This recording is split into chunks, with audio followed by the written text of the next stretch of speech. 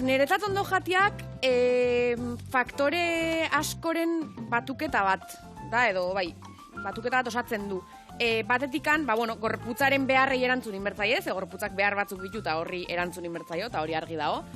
Baina hortaz aparte plazerretik euki behar du, elikadura badalako disfrutea eta egunian behin baino gehiotan iten deuna, eta sufritzeko ez gaude, bestelaren nahiko sufrimentu badago. Bai, pues igual arazo mentalak etortzen zaizkigu, ez da? Claro. Igual okerrago, okerrago ez, baina bat dijoa zela, ez da? Bai, erlazionatuta dago azken. Orduan da, oreka bat topatzea disfrutiaren eta ongizate fisiko eta mental horren artean.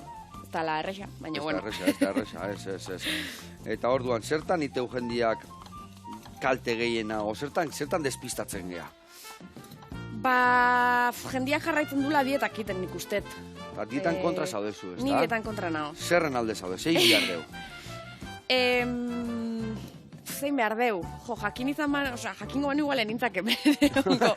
Baina, ez dakit, nik ustet, hasi behar deula gehiago gorputzai entzuten. Ze bizika, gorputzetik deskonektatuta, eta orduan jendean ere gana iristen danean, askotan, iristen da, 5-6 zazpi dieta inda, ja, ez dakila noiz dakan gozia, noiz da honbeteta, zer dan ona, zer dan txarra, eta orduan pixkat oinarrira bueltatzeko laguntza eske edo etortzen da, ez? Orduan, oinarrira bueltatu behar deu, bai.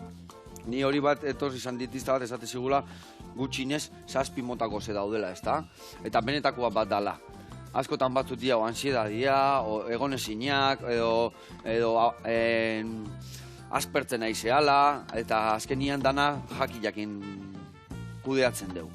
Bai, alaren nahi peligrosoa irutzait goze tipoak banatzea, ze azkenian, adibidez, oain oso modan daun, elikadura emozionala, ez, urdurio, triste edo aspertuta zaudelako jatia, bada nola zerbait evolutiboa, ez? Gu txikia geanean da, amaren bularra... Ondo esate batea eramateizu, ez da? Hori da, gu amaren bularra hartzen nahi geanean, guk ez dugu bularra hartzen bakarri gozia dakaunean, ez? Beldurra dakaunean ere, hori da.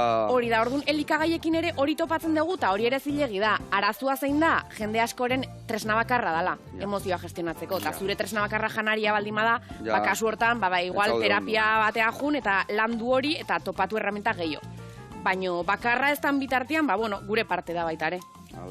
Erreferente oso onak dazkau gure gazteon belaunaldian aiton amon asko hendi biziri daude.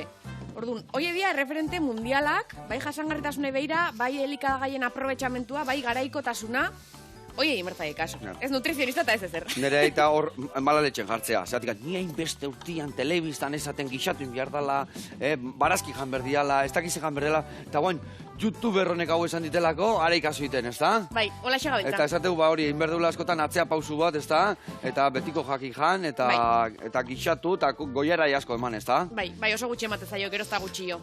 Hori ere gertatzea askotan lekalek eta babarrunak, babatxikik, zenbat utzi da hori konsumitzen?